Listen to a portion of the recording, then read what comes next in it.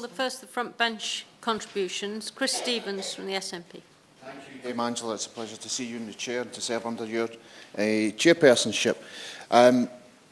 Let me first of all pay tribute, as others have, to the chair of the all-party parliamentary group. It's a privilege to be the vice chair, but I think the chair, the honourable member for Kingston Paulham North, and of course the father of the house, have led this particular all-party parliamentary group superb.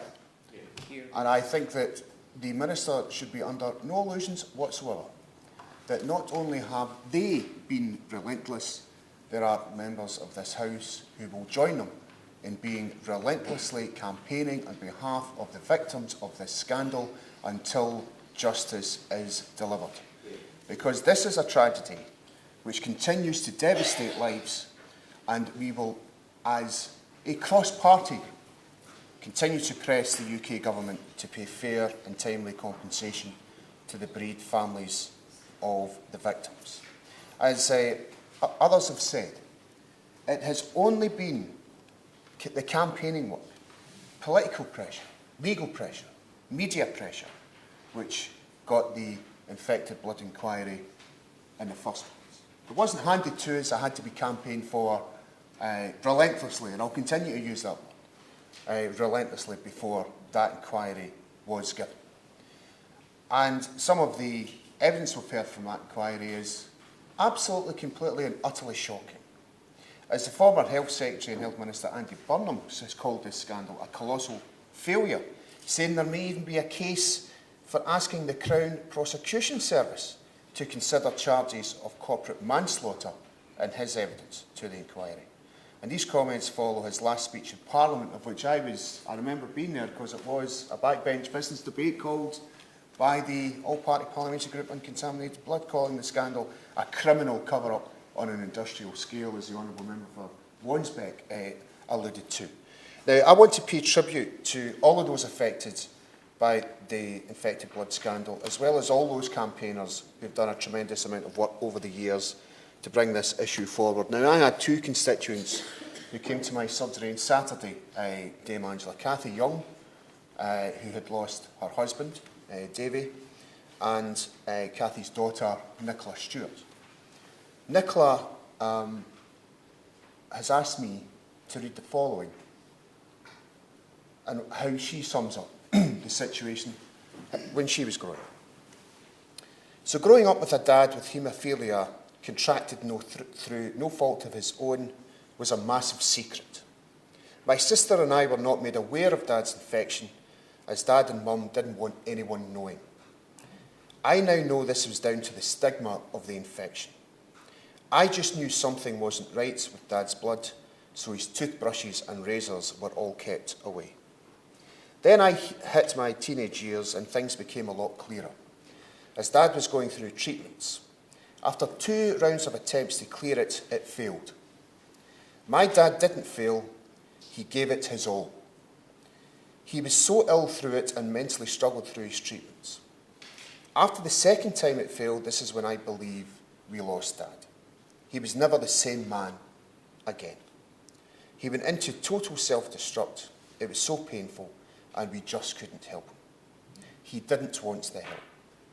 It isn't until now that I understand why he hit the self-destruct button. It was horrendous.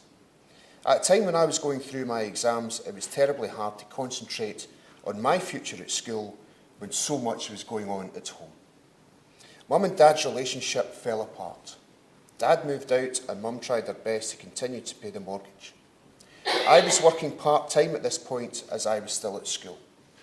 I worked as much as I could and gave Mum every penny I earned to help pay the mortgage, as did my older sister. It was a lot for only being 17. We couldn't keep up, so we lost our home. Dad died when I was only 23, far too early to be losing a parent. He's been gone 13 years now, and I still cannot speak about him or what happened without crying, as you witnessed yourself on Saturday. I always explain it like I'm stuck in the grief process.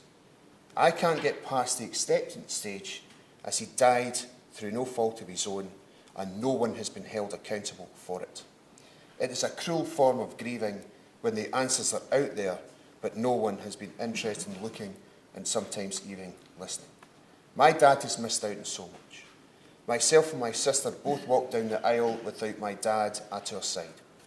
I have 2 children who never met their granddad, but know him as the granddad that lives in heaven. My dad didn't see me graduate when I finally went back to education in my 30s. All the big things that your dad is supposed to be there for, he didn't get to do it through no fault of his own. Dame Angela, that's one family. That's a daughter of a victim of what they went through. And that's why we will continue to be relentless until that justice is delivered. Dame Angela. And I want to pay tribute to Nicola for sharing those words with me. That takes a lot for a constituent to write to a Member of Parliament now. I know we're not all scary, and I certainly don't believe I'm scary, but people are sometimes scared to write those words, and I want to pay tribute to Nicola for doing that.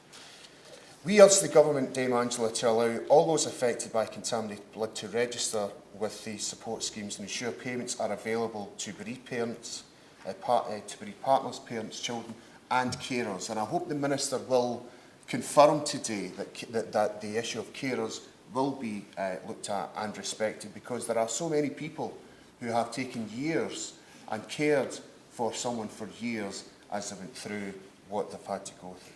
Now, the UK Government must publish a response to Sir Robert's study immediately and must now work to ensure the arm's-length body can begin accepting compensation claims as soon as any inquiry reports. And I hope the Minister will confirm that today, that the Government do intend to respond to the study, because it's important that it does so. And it is frustrating that we've had promises that there was going to be a response to this study, and we're still waiting on that response. As a former Minister for the Cabinet Office and the former Paymaster General said in a written statement, this analysis cannot be completed hurriedly, but officials across government are focusing on this so that the government can be ready to respond quickly to the inquiry's recommendations. Well, we've waited far too long as far as I'm concerned, Dame Angela, and I think that many honourable members agree. Now, the other recommendation of an arm's-length body should be set up to administer the compensation scheme. Can the Minister give us an update on that, please, because that, again, is important. So, Dame Angela, I'm conscious of time, and I know we've got other front benches to hear, and I want the Minister to answer the questions. But I want to make it clear to my constituents and to all members of this House that I will join the Honourable Member, the Right Honourable Member for Kingston Upon Hull North and the Father House, that we will continue to relentlessly pursue this issue until justice is delivered. Yeah. Yeah.